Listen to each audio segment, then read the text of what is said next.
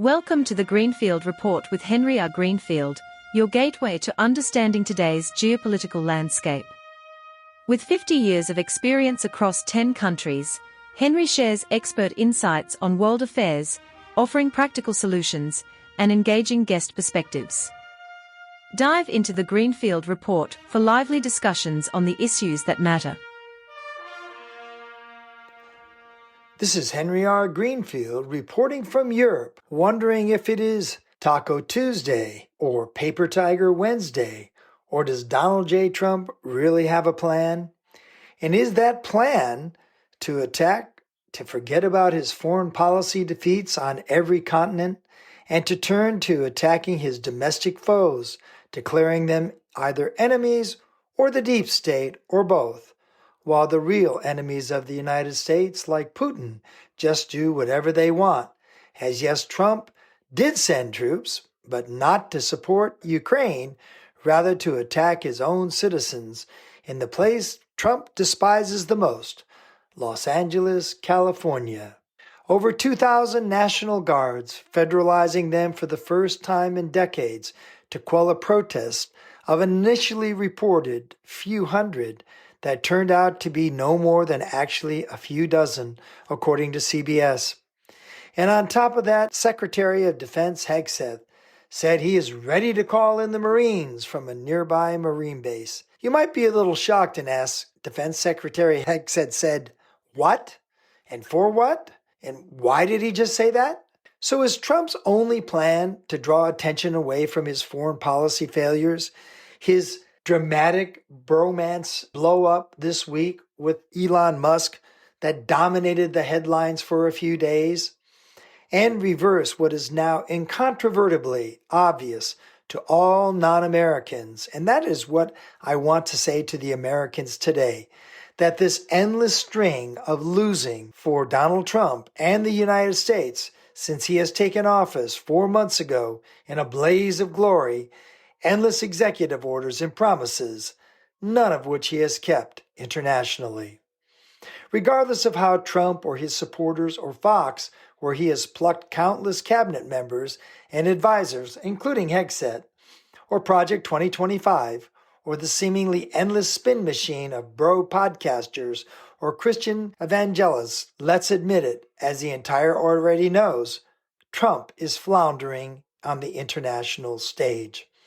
Of course, you would never know it with the equally preposterous pronouncements and proposals to rename, well, here's just a few of the national monuments, airports, and highways that his supporters want to see renamed in honor of the 45th and now the 47th president. This is, by the way, in no particular order. The so-called Trump train, where some in Congress say they will refuse to vote for the final big one beautiful tax cut bill unless the Washington, D.C. Metro is renamed after Trump. How about a non-existent $250 bill, even though a law enacted in 1866 forbids placing the likeness of a living person on U.S. currency? Say what you want about Trump's competency at this point, but he most certainly is alive and well, unlike what he said about Joe Biden this week, which was yet another distraction, and we will not even repeat that craziness.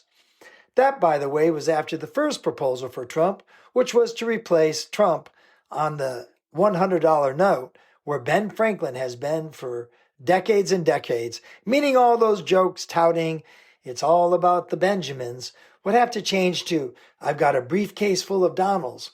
Who loves McDonald's?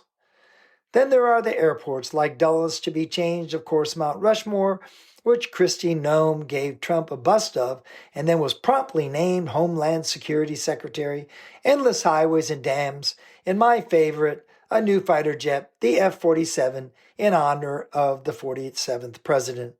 By the way, that would be a boondoggle too, where the Ukrainians this week showed that $750 million aircraft sitting on a tarmac can be taken out anywhere in the world by drones costing about $1,000. As they say, the world of military has changed, while Trump's military and Trump's approach keeps marching on. Speaking of military marching, when they are not doing so on the streets of LA, don't forget Trump's birthday this week, which will be honored with a military parade this year.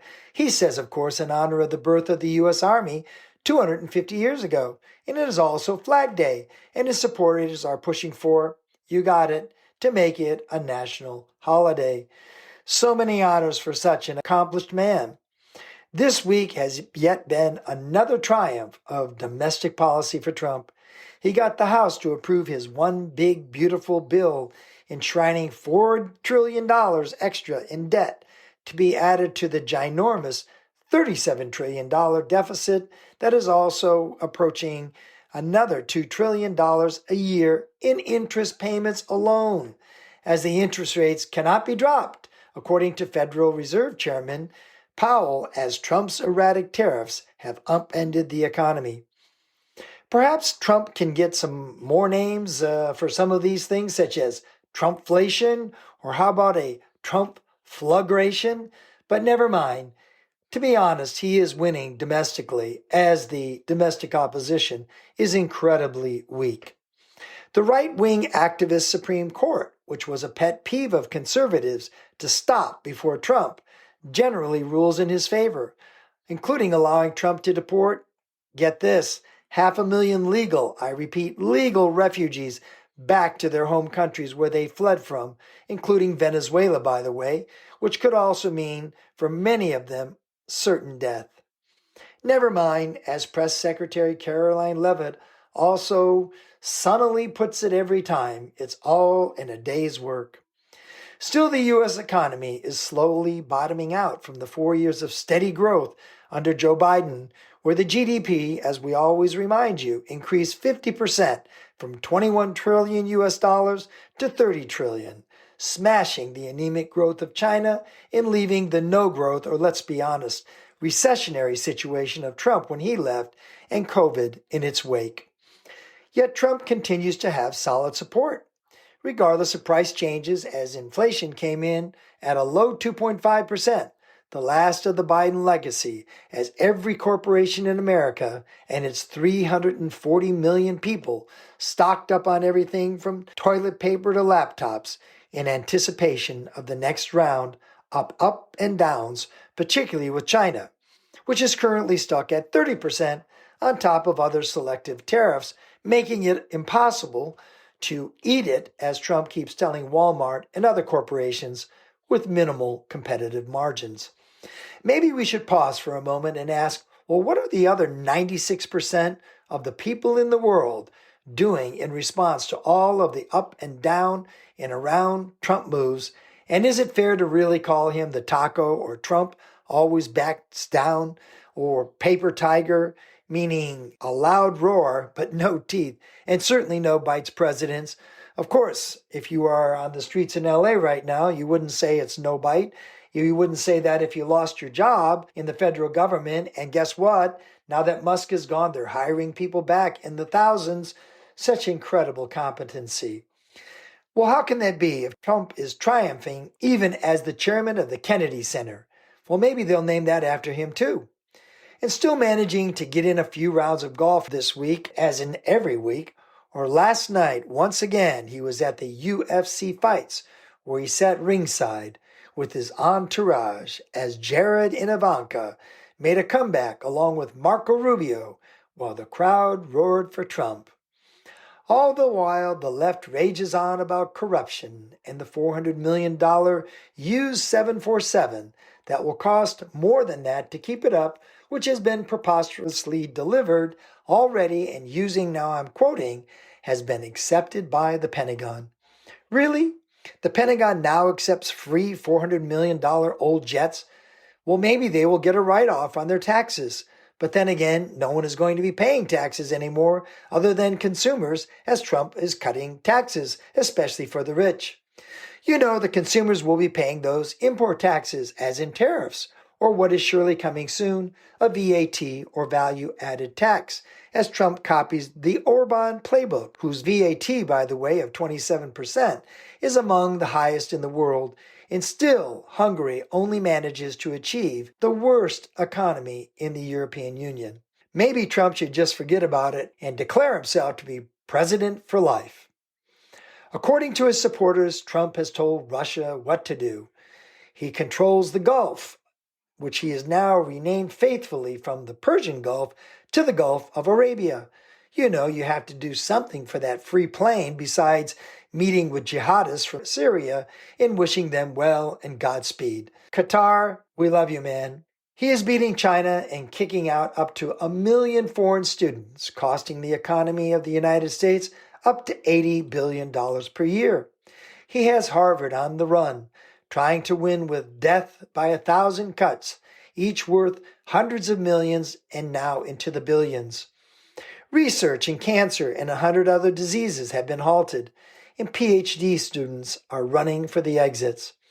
Soon, between RFK Jr. and Trump, the vaunted U.S. research and education system, the envy of the world, will be a hollowed-out mess.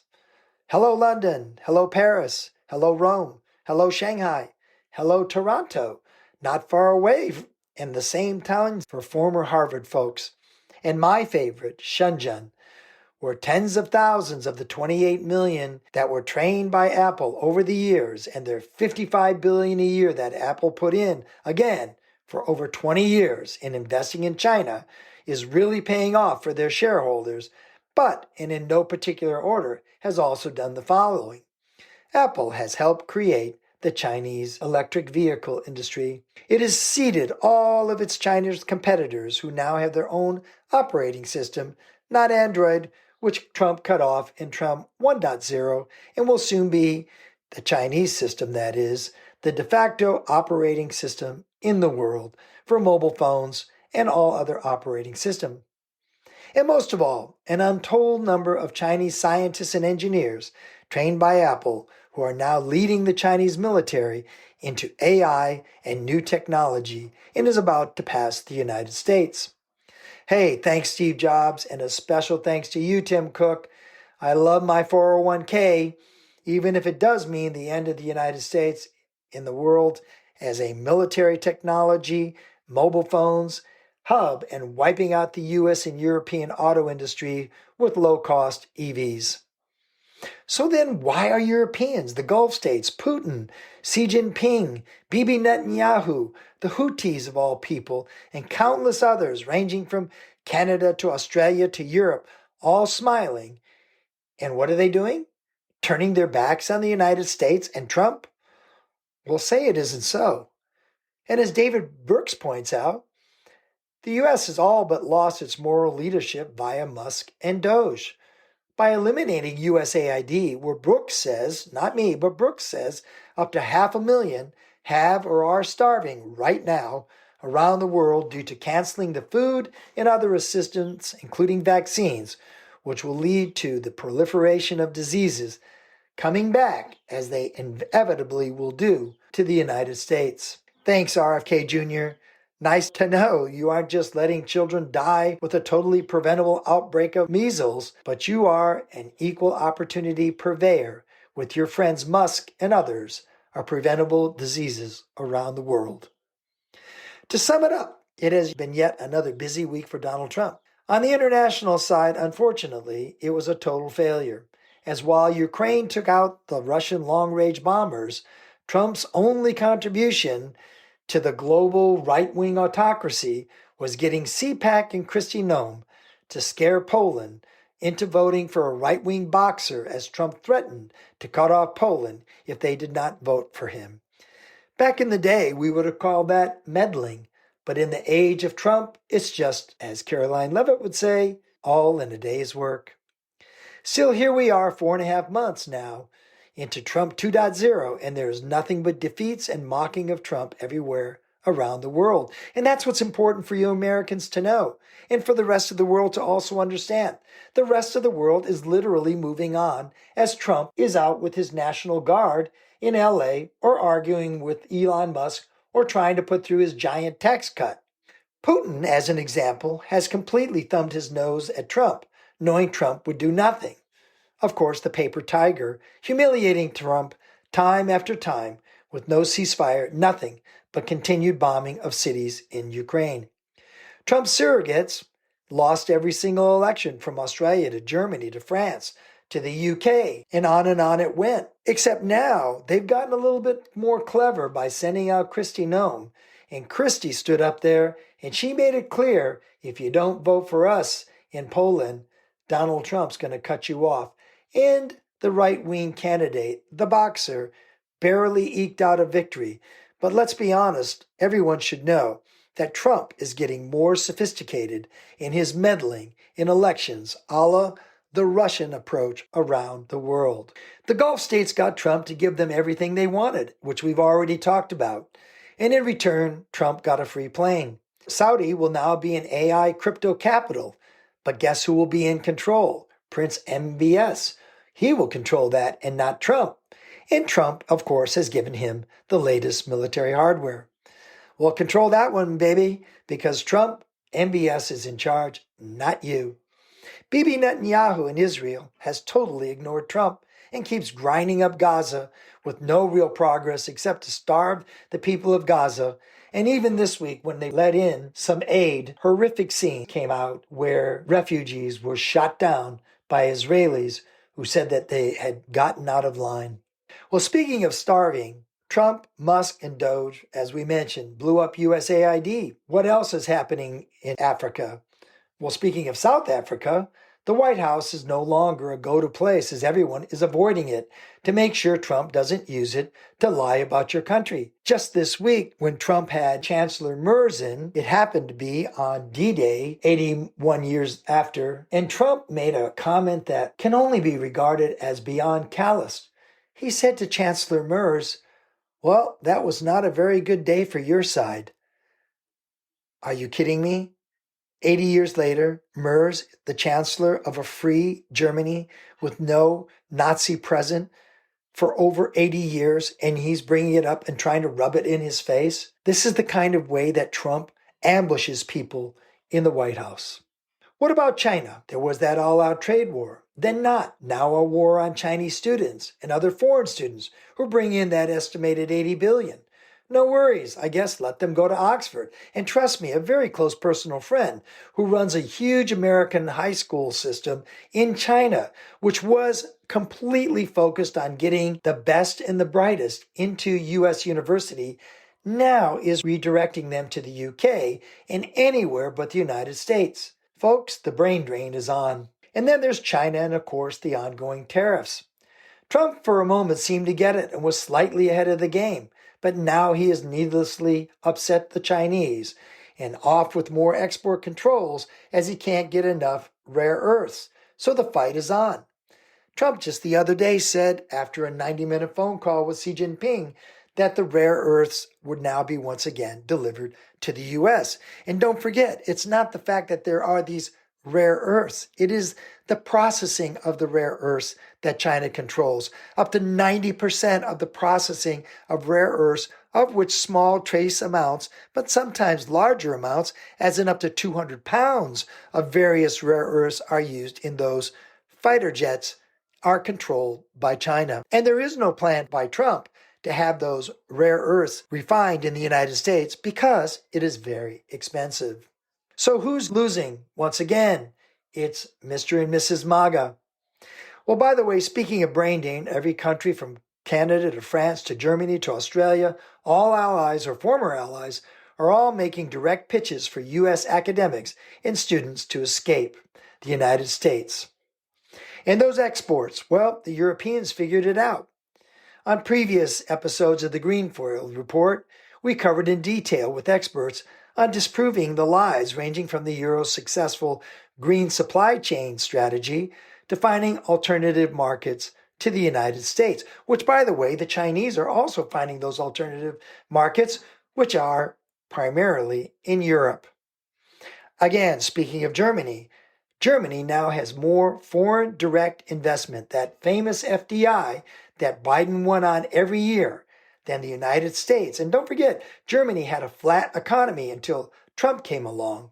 And now Trump wants to tax foreign investments. It's not a joke, folks, to hear that phrase, make Europe and make Germany great again, and then down go the U.S. military exports. Let's not make a joke either on that. But fantastic job there too, Donald. Is that really what you wanted? And the US dollar continues to be down 15%, making everything the US imports more expensive, along with US exports down 20% since Trump took office. Down, down, down. Foreign money drying up for US treasuries and that mountain of US debt, with Moody's downgrading US securities, meaning higher interest rates for the US government to service that, as we've already said, now approaching $2 trillion a year in interest payments. That's more debt for you, Mr. and Mrs. MAGA. You're paying higher interest rates on your credit cards and your home loans. Trump's response? More debt in the trillions on his tax cut. Great job, Donald. I will stop there, but the bottom line is, and this is important for everyone again to realize, no one is afraid of Trump anymore. Not the autocrats, not the democracies, not anyone. They know he is the taco president on every single international item. Only in the U.S., where he has the Supreme Court, which gave him immunity on doing any kind of corruption in the billions at this point and rising, and his control and retribution, his term, not mine, can he get away with the nonsense like he's doing right now in Los Angeles, putting 2,000 National Guard troops on the street to try to stop, I'm quoting now, a few dozen protesters. By the way, I just finished before doing this recording watching live CNN. There's nobody on the streets right now in LA. Nobody. There's not even anybody protesting anything. They found one car that was burning. That's going to justify calling out the troops, or Pete Hegseth saying the Marines are ready to go in. What kind of fascist nonsense is that? Well, no one is paying attention. And now that Hegseth is, by the way, he also turned his attention to attacking China. You should check out what the Singapore Defense Minister Conference said, which was 100% of Hegseth attacking China, and we can look to more tension in Asia because of that. Well done, Donald. You have 100% messes everywhere around the world, but at least you got, one thing right, which is what? You got that free plane. Well done, America. With Trump, you are going backwards with lightning speed. Just keep on naming things after, and I'm sorry to say this is what everyone is saying outside the United States, after the loser president, while the rest of the world increasingly avoids the United States. Did I mention in closing that foreign visitors to the United States, which under Biden was the world's second largest for tourism and was looking for the best year since pre-COVID, is now down 14%? As they say, people vote with their feet, and non-Americans want no more part of you, Mr. Trump. This is Henry R. Greenfield signing off for the Greenfield Report, as thus Trump is left once again to find a distraction for the MAGAs, who will listen to anything he says, or that the fake right-wing news drums up, including what was just reported to me, that Mexicans were attacking the National Guard, thus justifying Trump's heavy-handed approach and laying the groundwork possibly for Hegseth to use the Marines. And of course, the ever-compliant media, who interviewed Speaker Johnson this morning, who said Trump was protecting America. From what Speaker Johnson says, does anybody ever ask him, what does he really mean, and how can this be justified? Of course not. And of course, away, most of all, from Trump's bromance breakup with Elon Musk, and far away from his defeats around the world, and Putin's mocking him, or Netanyahu, and I'm sorry to say this, but we have to say it how it is, murdering yet another dozen Gazans today, who again stepped out of line, trying to get some type of provisions so that they would not starve. And even Netanyahu didn't say that they were terrorists. They just stepped out of line. So what is Trump going to do? He will be left to pick on a few protesters today in Los Angeles, and he will try to escalate this into something even worse, where the National Guard is far outnumbering the protesters. Thus life slogs on in the golden age of Trump. Thank you for joining us on the Greenfield Report with Henry R. Greenfield. We hope today's insights into the ever-shifting geopolitical landscape have sparked your curiosity and broadened your perspective. Stay connected with us for more in-depth discussions and expert solutions. Until next time, keep exploring the world beyond the headlines.